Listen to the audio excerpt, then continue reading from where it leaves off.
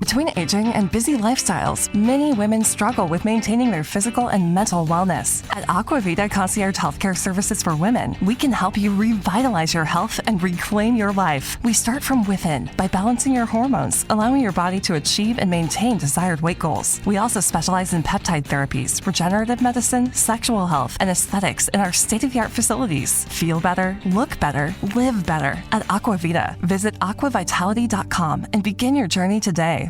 You can take steps on your career path, or you can accelerate them.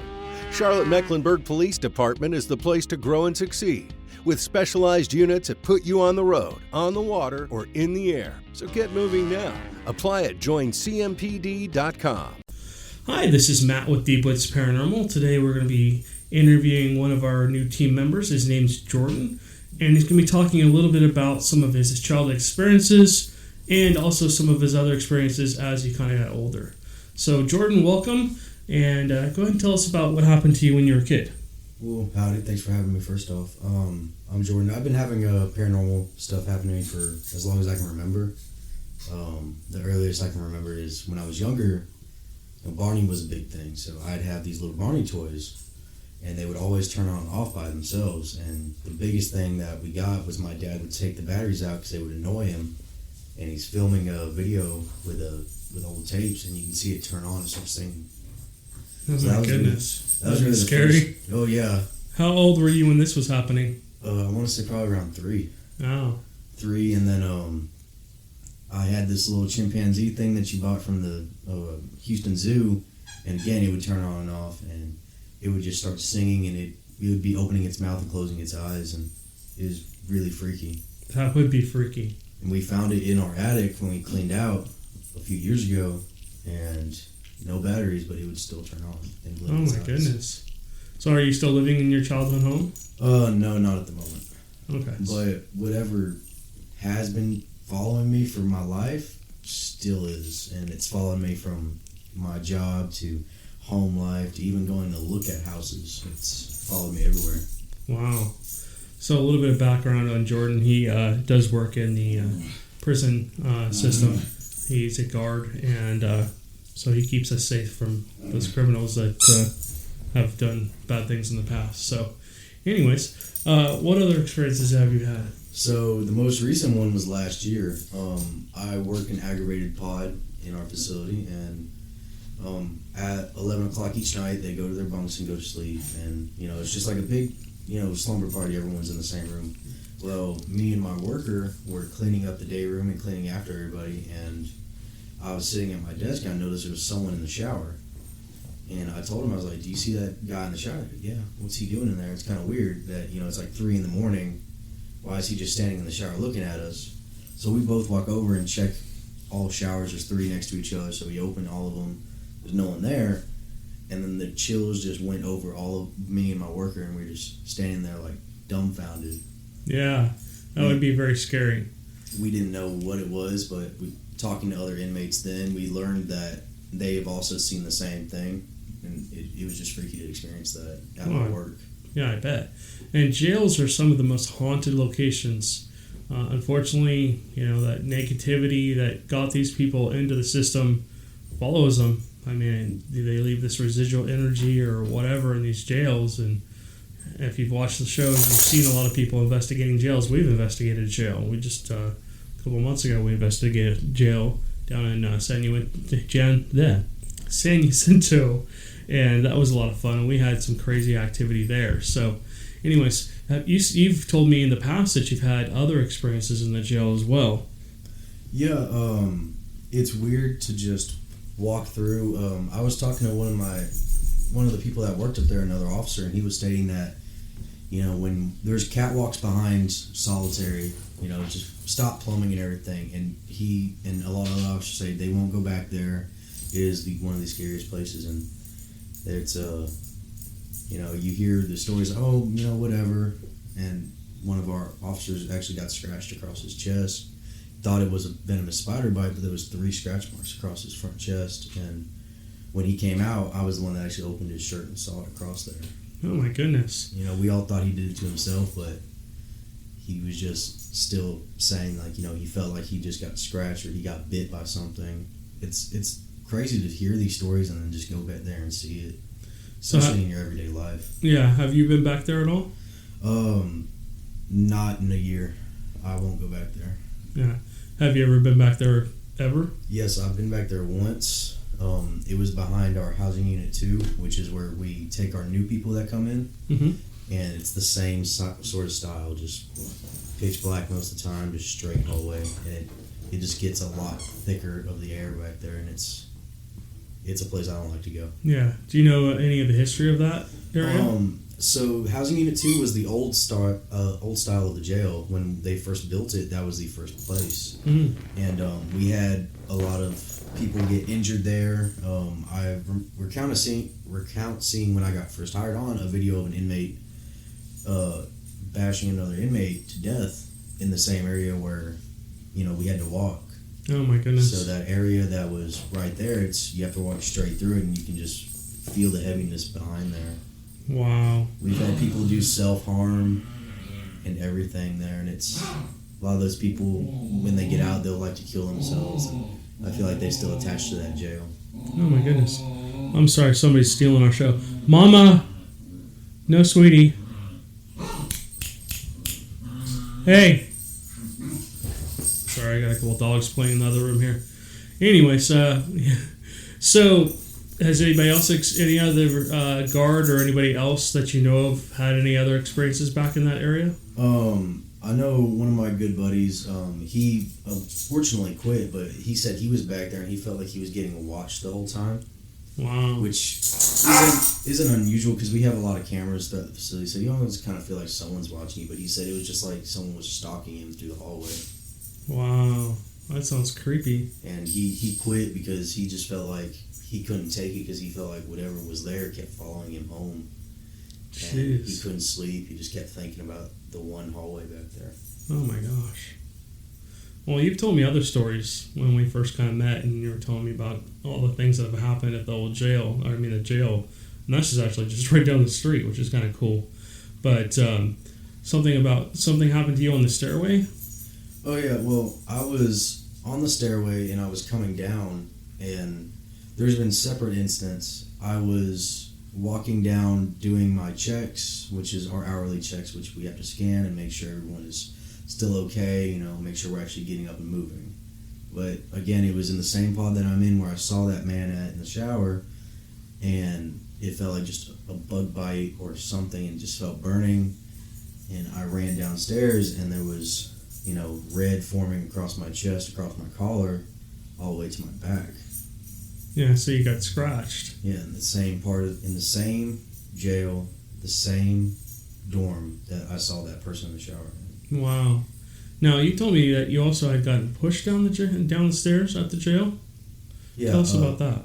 So, I got pushed down once, and it felt just like someone just was right behind me and just gave me a tap on the shoulder enough to make me stumble and fall down. Oh, But goodness. when there's no one there, you turn around and you instantly think, oh man, there's someone that just did that to me. Mm-hmm. So you start looking of who did it. And I even watched cameras back and saw no one pushed me, but I remember just that full force just hit me right behind my shoulder. Yeah. Well, I bet you when you're in the jail, I would be, on guard at all times. I'd be constantly alert and watching what's going on around me. Oh yeah. And as an officer of the law, you guys are trained to be very observant. So I would imagine if somebody was there, you would have probably known about it. Oh yeah.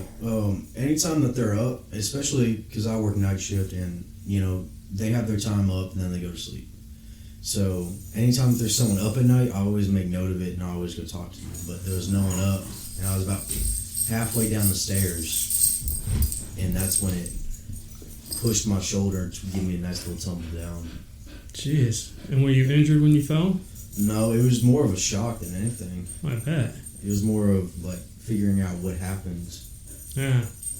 Well, that'd be scary when something touches you that you don't, in general, there's nobody there. Yeah. I don't personally like to be touched by anything. I always say, you can give me the chills or whatever, but I don't want to be touched. That's one of the rules of the paranormal is nothing is allowed to touch you. Some people allow that, but I don't like that, especially in like a jail or something like that, where you have more of not a demonic type haunt, but more of maybe a negative type haunt. all the residual energy in that place. I mean, the energy must be amazing in that place. And do you do anything when you come home after work to get rid of that energy that's left on you from leaving there? I hadn't in a long time, and I used to get in my car and be like, if there was something that was there, just leave me alone, because it'd feel like, you'd be watched constantly. I mean, Right. You're in a pod of 64 guys, you're always being looked at, but it seems like there's always something else there. So I used to just say, whatever's there, just don't follow me. But then when I would go home and try to lay down, it'd feel like there's someone still there. Right. One of the things that we do, and he wasn't necessarily ghost hunting, but when we go to a location, is we'll clear ourselves before we leave. If there's anything with us, we appreciate you communicating with us, but we're done. You need to stay where you are at this location. You're not allowed to come home with me. And then we'll do that again. We're halfway home, and when we get home, we'll do the same thing. We'll just reiterate, hey, we appreciate you communicating, but you need to stay at wherever location you're at. So I'm glad you do that. Have you had any other experiences that you want to talk about from the old jail? From the jail, I mean? Not really from the jail, but it was actually when I stayed with two of my roommates that also worked at the facility with me. We moved into a house, and it just started right off the bat when we moved in. I mean, it's a fairly new house that we moved into, but we would hear knocks, taps at night, and we work night shift, so we're up every night anyways, so we would sit there and watch TV, and we'd hear it coming from the attic again and again. And when I first moved in, I was the first one to put stuff in the house. I opened the house at night, and it just felt like there was a presence there that was really uncomfortable. Wow. Like, my fiance was with me at the time, and I told her, I was like, I can't go inside right now. Did you guys bring anything home with you from the jail? I mean, anything home from the jail? So besides your gear and stuff that you take? we have. I know a few of us have. I know a lot of officers do. It's they make stuff like crosses and stuff like that in there, and they give them to a lot of officers. Like, I actually have one on my keychain. Oh, cool. So if it's like that, I'll be like, yes, okay, that's fine. But besides that, nothing really. Nobody's ever given you anything from anybody that died or anything like that in the jail? No. Sometimes people will be like, we'll try to give you this when they're leaving, but I'm just like, I'm okay, I don't want that. Give it to someone else. Okay. So what else happened in the house when you finally decided to move in? Well, you would just get cold chills all the time. Like, we'd be sitting there at our desk, we'd be playing video games or something, or just relaxing, and you get cold chills up and down your body, and you get goosebumps. And it's 75 in the house, no air vent on you, no fan. Right. Did you guys ever see anything in the house? I did. What'd you see? So, I believe it was when I was sick one night from work. Two of my roommates went to work. Our other roommate was asleep, and my bedroom is at the end of the hallway. So my bedroom is looking at the master bedroom down the hallway, and right to the left is the kitchen, and all the lights are out, and I feel like something's staring behind me because my back is to the door, and I'm looking at my desk, and I feel like there's just something there. So I turn around, and it's just like a little side profile of a face, and it just ducks back into the kitchen. Wow. And speaking of the kitchen, we two of my roommates were there when me and my other roommate were gone, and they had the light turn out in the kitchen, and they had a pan that was sitting on the counter fly off and just crash, and they thought someone had broken in. Wow. But all the doors and windows were locked. Yeah, that sounds more like a poltergeist type activity. Have you ever had the cupboard doors open? Sir? Have you ever had the cupboard doors, you walk by the kitchen and all the cupboard doors are closed? Oh, no, nothing like that. It's more of a just, they heard it crash to the floor, and like stuff we put some places wouldn't be there when we get back. It would just be like a little bit off, a little bit too close to each other. Did anything ever disappear? Not that I know of. I mean, they still are there. I don't know if they still have things going on there, but I know when I was there, it definitely happened. Wow. And they would even make jokes like, oh, whatever you had, you brought it with you. It's attached to your crap, not ours. Oh, yeah, that's what I think. Interesting. All right. Well, do you have any other stories you'd like to share with us?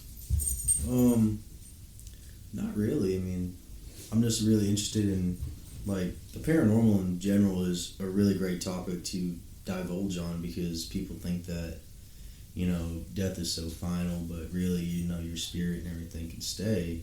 Right. And a lot of these places that, you know, you see and, like, that we have been to, you can actually experience it. Yeah. And I think that that's just amazing, for someone to actually have an experience that's on the fence whether you believe or not, and then you go there and have it, and you say without a doubt it's what this is. Yeah. Well, Jordan just went with us to the Norman Inn. He went back with us on the Sunday, where we had more activity during the day than we did the nighttime. And he had some personal experiences there, too. Do you want to talk about some of your personal experiences up there? Oh, yeah. It was, like, having these, like, experiences is really freaky, especially when you live at a place and it happens, but going to a place and, you know, with an expectation of you not knowing what you're getting into, it was really great. When we were upstairs on the second level, I believe it was me and Alex, we're up there, and he came right behind me and then went around to my left to go down the stairs as I'm filming, and I, like, grabbed my elbow because it felt like something just grabbed me. And I turned around and I asked him, I was like, did you see any spider webs or anything just dangling? No. He said, I felt the same thing in the back room where something felt like it just touched my face. Yeah. And that was the first thing I experienced. The second was seeing the little girl poke her head around the corner, the shadow figure back there. Yeah. And that's very cool, because I had been experiencing the same thing the night before. And there was two possible little girls in the house. And when we believe we caught, at the very end of the show, we caught two little, like, bobbing heads that go by underneath the doorway after that one thing happened. And, like, okay, so that's a little more validation. At least somebody else is seeing them. And I think Alex was also seeing them as well. But, yeah, there was this little girl on the second floor. Supposedly, well, that's where the little girl supposedly died in the explosion, the gas furnace explosion. And Kitten and everybody that I talked to that actually had real knowledge of the house was talking about little kids playing in the house. I mean, that was one of her experiences when she first got there. She heard, like, a little kid playing on the second floor, and she went up there and there was nobody there. And so when I went in, and I completely forgot about the little kids, and so I'm sitting there and I'm going, okay, what the heck? I kept experiencing this little kid, like, ducking her head out of a door just like you had. So that was really cool. So did you have any other experiences up on the second level or third level at all? What was crazy is that, you know, working in a jail and everything like that in a facility, like, if you are law enforcement and military, you're taught to keep your head on a swivel at all times. Mm-hmm. And you kind of know when someone's staring at you, or just, like, you feel like someone's watching you. So the whole time I kept having to check my head over my shoulder, because it felt like there was someone just constantly just eyeballing us the whole time. Yeah. It did feel like we were being watched. And then, especially on the second level, too. Yeah. Because that's where we got the little girl, I believe, wanting to play with us, and then touching me and Alex. And then we got the spirit box voices telling us to get out. That was crazy. And we got all that on video, too. So, sorry, Mama Dog is very, very loving. But, she says, hello. And then she says, you know, and then you hear Amanda respond, hello, we hear you. And then it says, get out. Yeah. And that was actually right after the two experiences that I had. So that was really cool. All right. Well, Alex, you want to share any other experiences? Any paranormal experiences besides ghosts or anything that you've ever had? So another paranormal is, I don't know if you ever heard of the Cripple Creek, Colorado. No, huh? Okay, so Cripple Creek, Colorado is, like, my family stays in Colorado, and then there's a gambling town up there called Cripple Creek, and it's got a really old jail that is supposedly very haunted. You know, it's got reported accounts. It was even on the, I don't want to call it a TV show, but I guess it's a TV show, Ghost Adventures. it was on there as well. It's I've actually been there with my family and everything. Got to experience that on a tour there. Cool. It was very cool. I mean, you get to go inside the actual cells, and they still have the beds and everything. And it's more of a museum now, but it was crazy to go there and experience that, because the same thing I felt going to the Normandy Inn, and then, you know, the catwalks behind Housing Unit 2 was at the same jail. It's just a very different level of energy back there. Huh. Well, cool. All right. Well, that was Jordan. He'll be on more investigations with us and probably on more shows here in the future. So we're going to wrap this up. We appreciate you guys listening, and look for Jordan in more of our upcoming podcasts maybe, and then also on our show. Check it out on YouTube. We appreciate you guys. Thanks. Lucky Land Casino, asking people, what's the weirdest place you've gotten lucky? Lucky? In line at the deli, I guess? Aha, in my dentist's office. More than once, actually. Do I have to say? Yes, you do. In the car before my kids' PTA meeting. Really? Yes. Excuse me, what's the weirdest place you've gotten lucky? I never win and tell. Well, there you have it. You can get lucky anywhere, playing at LuckyLandSlots.com. Play for free right now. Are you feeling lucky? No purchase necessary. Void where prohibited by law. 18+. Terms and conditions apply. See website for details. Lucky Land Casino, asking people, what's the weirdest place you've gotten lucky? Lucky? In line at the deli, I guess? Aha, in my dentist's office. More than once, actually. Do I have to say? Yes, you do. In the car before my kids' PTA meeting. Really? Yes. Excuse me, what's the weirdest place you've gotten lucky? I never win and tell. Well, there you have it. You can get lucky anywhere, playing at LuckyLandSlots.com. Play for free right now. Are you feeling lucky? No purchase necessary. Void where prohibited by law. 18+. Terms and conditions apply. See website for details.